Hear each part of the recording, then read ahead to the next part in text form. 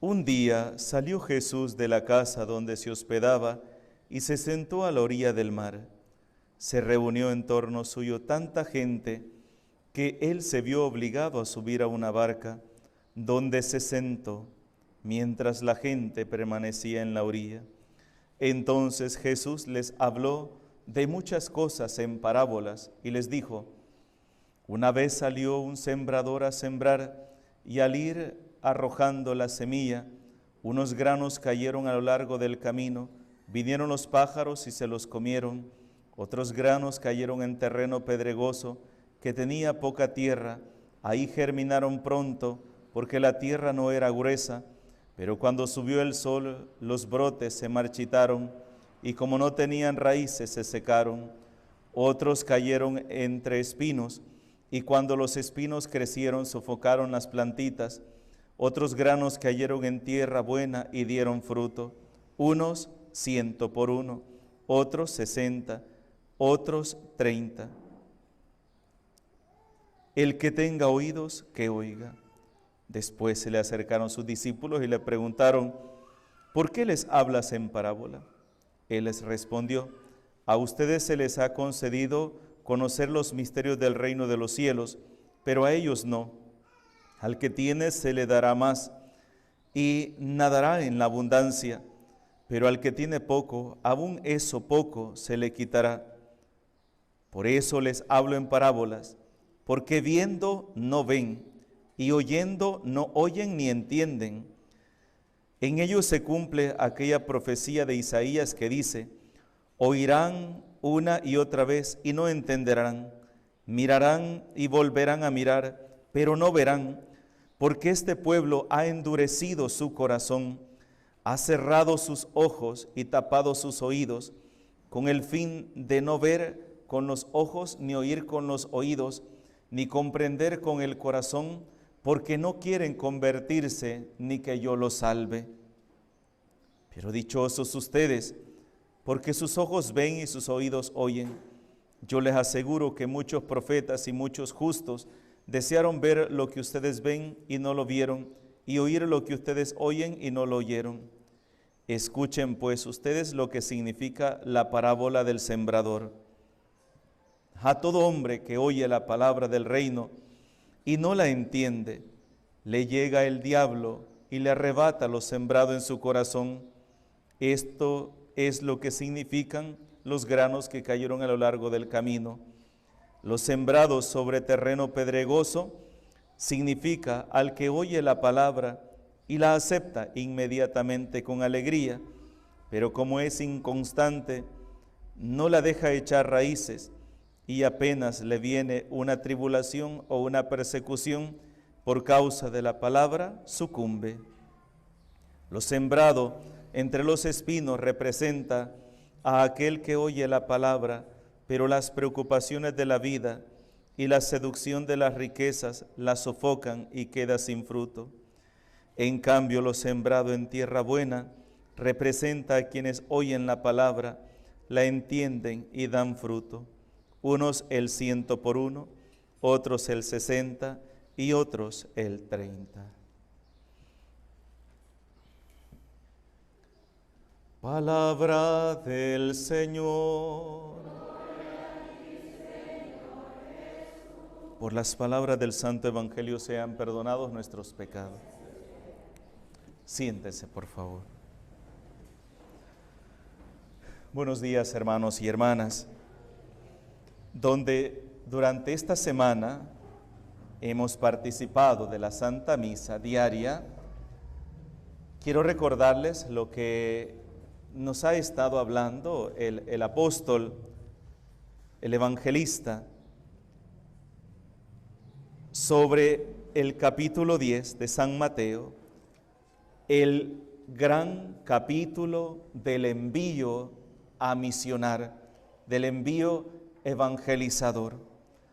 Hemos escuchado durante esta semana, primero, cómo Jesús envía a anunciar la palabra de Dios. Lo hace partiendo de la confianza que se debe tener en Dios. No lleven cinturón, no lleven monedas, no lleven bastón, no lleven 2 túnicas. Vayan, el que trabaja tiene derecho a su sustento. Gratis han recibido esto, repártanlo gratis también, sin dejarse comprar ni dejarse vender. Así los ha enviado el Señor durante esta semana. Pero también les advierte que esta evangelización conlleva persecución, calumnia, crítica. Incluso le dice, los perseguirán, los azotarán en las plazas, los meterán presos, los matarán, los llevarán ante jefes y tribunales. Pero no tengan miedo, porque ahí ustedes van a dar testimonio de mí, del evangelio ante esas personas. Toda esta semana entonces nos ha hablado el evangelio de esa misión nuestra de llevar la palabra de Dios hacia los demás.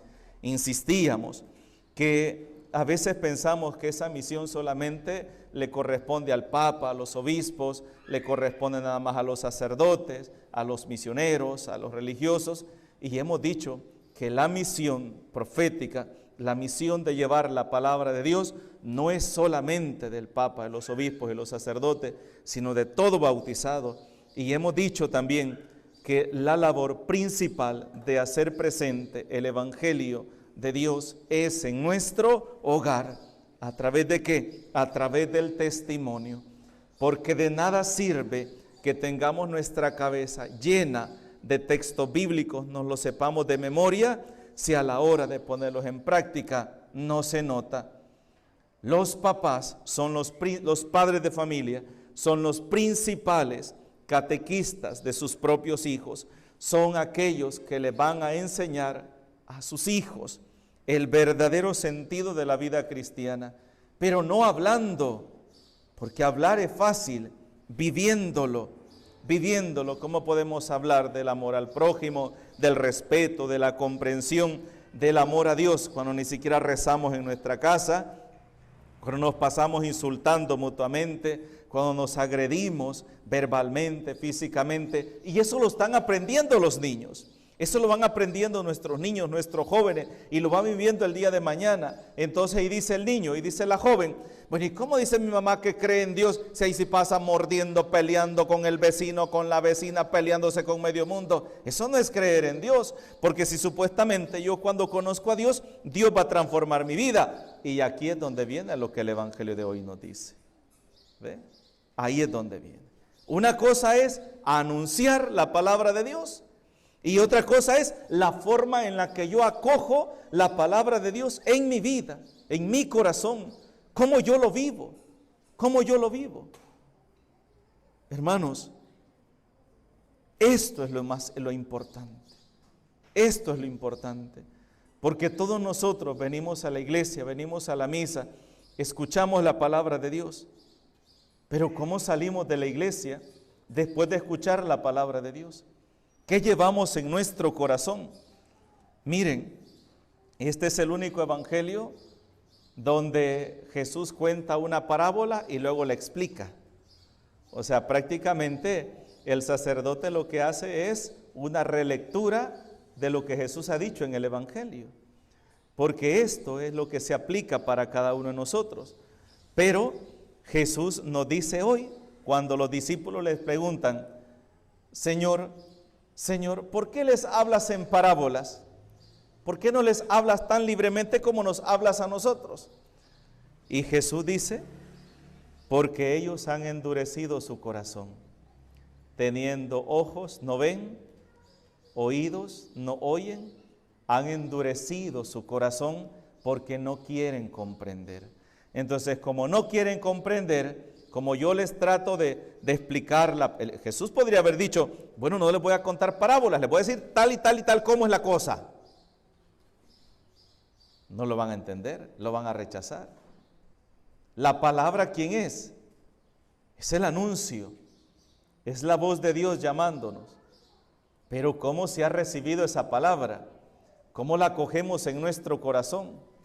Hermanos, yo a veces me pongo a pensar cuando vemos la palabra de Dios como una agresión en nuestra vida, cuando Dios pone el dedo en la llaga de nuestro pecado, de las cosas que estamos haciendo que son incorrectas y nos sentimos incómodos, Cuando se nos habla de la división, del egoísmo, de la soberbia, del adulterio, de la fornicación, cuando se nos habla de los robos, de las injusticias que se viven dentro del hogar, de los hijos para con los padres para con los hijos, la injusticia del esposo con la esposa, de la esposa con el esposo, cuando se habla de las injusticias, lo vemos como una agresión y empezamos a decir, no, pero fulano tiene la culpa, es que fulana tiene la culpa, es que ellos tienen la culpa, mi papá tiene la culpa. Eso es endurecer el corazón. Eso es endurecer el corazón. Cuando yo, sabiendo que la palabra de Dios me está hablando y me está haciendo ver que yo estoy actuando mal, que lo que estoy haciendo no es correcto, ¿qué hago? Buscar excusas para no aceptarlo. Para no aceptarlo. ¿Qué pasaría, hermanos? Les decía yo hoy en la mañana. ¿Qué pasaría si nosotros dejáramos que la palabra de Dios guiara nuestra vida? ¿Cómo sería nuestro hogar? ¿Cómo serían nuestra familia? ¿Cómo serían los matrimonios? ¿Cómo estaría nuestro corazón si verdaderamente dejáramos que Dios guiara nuestra vida y viviéramos en su presencia y le dijéramos, Señor, ¿qué opinas de cómo yo me comporto? Y empezara yo a leer la palabra de Dios como esa semilla que tiene que nacer en mi corazón, que tiene que germinar, que tiene que abrir mi corazón para recibirla, para que crezca y me dé vida. Porque fíjense que esto es lo importante. La palabra de Dios dice, la compara Jesús con una semilla. Y una semilla que no solamente se siembra y nace, sino que una semilla que nace, crece y da mucho fruto. Da mucho fruto. Y todo fruto de un árbol es sinónimo de ¿qué? Es de vida.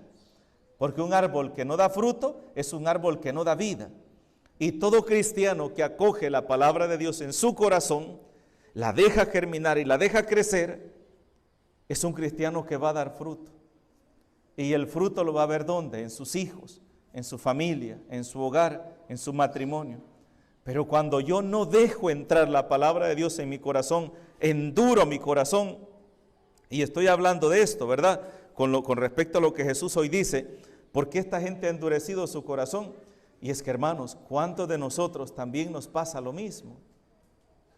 Que el Señor nos está hablando, nos habla a cada uno de nosotros, nos habla del amor, nos habla de la comprensión, del respeto, y solo salimos de la iglesia y nos estamos insultando. Llegamos a nuestra casa y nos estamos agrediendo. ¿Dónde queda entonces la palabra de Dios? ¿Cuál es la meta de la palabra de Dios? La meta de la palabra de Dios, hermanos, al entrar en nuestra vida, es transformarla. Y es lo que no queremos nosotros, transformar nuestra vida. Porque pensamos que estamos llevando bien el matrimonio, el hogar, cuando en realidad solo habría que ponernos los lentes para ver con claridad y ver que las cosas no están bien. Ver la división, ver el pleito, ver la incomprensión, ver los hijos que cada uno ha agarrado por su lado, la esposa por su lado, el esposo por su lado, y se dicen esposos solamente porque viven en la misma casa. Pero hermanos, el matrimonio no es solamente para compartir la casa, para compartir techo, ni para compartir obligaciones en el hogar. La finalidad del matrimonio, ¿cuál es? La santificación en el amor. Esa es la finalidad del matrimonio. Me acuerdo una ocasión un padre decía, es que en muchas parejas ya no hay matrimonios, porque se acabó el amor. ¿Cómo se puede hablar de un matrimonio cuando solamente pasan agrediéndose, insultándose, maltratándose? El matrimonio ya se acabó. Hay un sacramento, pero lo que es el matrimonio en sí, lo que conlleva el matrimonio, el amor, la entrega, lo que le prometieron a Dios en el altar, ya se terminó. Se terminó. Aquellas palabras que le dijeron al Señor, yo, fulano de tal, te acepto a ti, fulana de tal, como mi esposa, y prometo amarte, serte fiel en lo próspero, en lo adverso, en la salud y en la enfermedad, todos los días de mi vida, hasta que la muerte nos separe. Se acabó eso, se acabó. Pero eso es culpa ¿de quién? Culpa de los dos. Porque el amor en el matrimonio es una cuestión que se cultiva de ambos. Son los dos los que tienen que trabajar, no solo la esposa ni solo el esposo, es los dos quienes que tienen que trabajarlo. Y el amor, hermanos, es algo que se cultiva. Pero ¿cómo cuesta reconocer que el matrimonio está mal? Cuando la esposa le dice al esposo, mira, tenemos que hacer esto, mira que esto. ¿Y de qué te quejas? Y no sigo aquí con vos, pues. Aquí estoy con vos. Mira, tenés casa, tenés comida. ¿Y qué más querés? Y pensamos que esa era solamente la finalidad del matrimonio. Y no es así. La finalidad del matrimonio, cuando se casaron, era para compartir la vida. Y cuando hablamos de compartir la vida, significa compartir aquellos momentos bonitos y aquellos momentos difíciles también, estar en las buenas y en las malas. ¿Y eso dónde lo podemos descubrir? Solamente lo podemos descubrir dejando que Dios entre en nuestras vidas y Dios, que es amor, nos muestre verdaderamente qué es el amor. ¿Qué es el amor? Porque es en lo que estamos fallando. Pero cuántas personas cuando invitábamos al retiro de encuentro matrimonial, les decíamos, miren, no quieren hacer el retiro. No, si estamos bien, estamos bien. No, padre, no lo necesitamos. Y yo por eso les decía, ¿y no les gustaría estar mejor de lo que están ahorita? ¿Por qué no trabajar esa área? Y es que, hermanos míos, si el matrimonio está bien, los hijos van a estar bien. Y es lo que se nos ha olvidado. Si papá y mamá se están destruyendo la vida constantemente, le están destruyendo la vida también a sus hijos. Y no se dan cuenta de eso. Pregúntense, ¿qué pasará por la cabecita de estos niños cuando los ven a ustedes discutir, cuando los ven a ustedes pelear, cuando los ven a ustedes que no se comprenden? Piensen, ¿qué pasará en la cabecita de estos niños? ¿Qué imagen se estarán creando?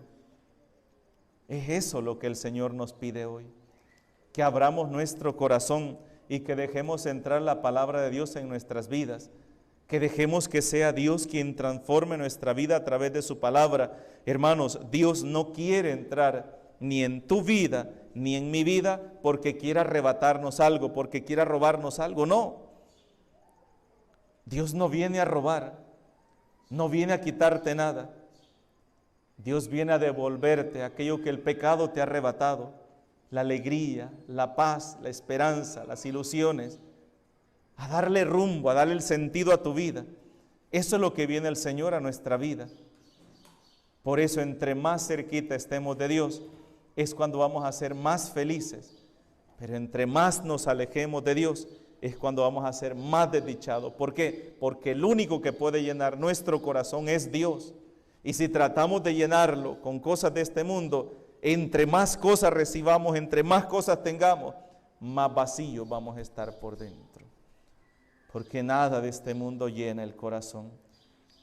Muchas personas piensan y se vuelven esclavas del trabajo, pensando que con tener dinero, con tener el mejor trabajo de este mundo van a ser las personas más felices. No es así. El dinero no da la felicidad. La felicidad la da Dios. Y solamente aquel que tiene a Dios en su corazón va a poder encontrar el verdadero sentido de su vida. ¿Por qué hay tantos jóvenes que andan perdidos? Tantas personas que andan desorientadas, perdidas totalmente. Pero intente hablarles de Dios, no le aceptan. Y si es posible se van a burlar de usted y lo van a ver como un enemigo. Lo van a ver como que si usted les quisiera hacer un gran daño con tratar de acercarlos al Señor. Y su vida la tienen destruida. Qué duro es, ¿verdad? Querer ayudar a alguien que está destruido y que piensa que no necesita ayuda. A eso es lo que se refiere Jesús hoy en el Evangelio. Porque teniendo ojos no ven, oídos no oyen y han endurecido su corazón y no quieren aceptar el mensaje de la palabra de Dios. ¿Por qué? Porque el mensaje de la palabra de Dios conlleva un proceso de conversión. Y el proceso de conversión, el primer paso es reconocer que estoy actuando mal, reconocer que estoy haciendo las cosas mal, y eso es lo que más nos cuesta a nosotros. Darnos cuenta de que la vida que estamos llevando no es la vida que deberíamos llevar. Por eso pidámosle al Señor que abra nuestros ojos, que abra nuestro entendimiento y que la palabra de Dios llegue a nuestro corazón, que la sepamos acoger y ver en esa palabra de Dios una palabra de vida, no palabra de muerte. A mí me gustaba una frase de un salmo que decía: haz la prueba y verás qué bueno es el Señor. Y yo también les quiero decir esto: hagan la prueba, dejen entrar a Dios en su vida, dejen que sea Dios quien dirija sus corazones, ábranle su corazón a la palabra de Dios, abran la Biblia. Y ustedes me podrán decir: Padre, ¿y por dónde comienzo a leer? Comiencen a leer los evangelios. Comiencen a leer los evangelios y luego lean las cartas del apóstol San Pablo, los hechos de los apóstoles y las cartas del apóstol San Pablo. Y ahí se van a dar cuenta, primero, lo que Dios ha hecho por nosotros y luego en qué consiste ser un verdadero cristiano. Ahí está, ¿ve? Evangelios, lo que Dios quiere para nosotros, la misericordia de Dios, cómo Dios nos habla, hechos de los apóstoles, las cartas de San Pablo, cómo es que ha comenzado la iglesia y cuál es la finalidad de la iglesia, cómo debe comportarse un verdadero cristiano. Y por eso he dicho yo, en la Biblia no está solo lo que tenemos que hacer, sino también lo que no debemos hacer. Incluso en la Biblia algunas personas dicen: uy, pero mire, padre, en la Biblia hay adulterios, hay asesinatos. Sí, exactamente, ahí está. Y está para que no lo hagamos. Está el pecado y está también las consecuencias, para iluminarnos y hacernos ver cuál es el camino que Cristo nos ofrece y cuál es el camino que conduce hacia la perdición. Por eso, hermanos, veamos la palabra de Dios como un regalo de Dios para nuestras vidas y la luz que ilumina nuestros pasos. En el nombre del Padre, del Hijo y del Espíritu Santo. Amén.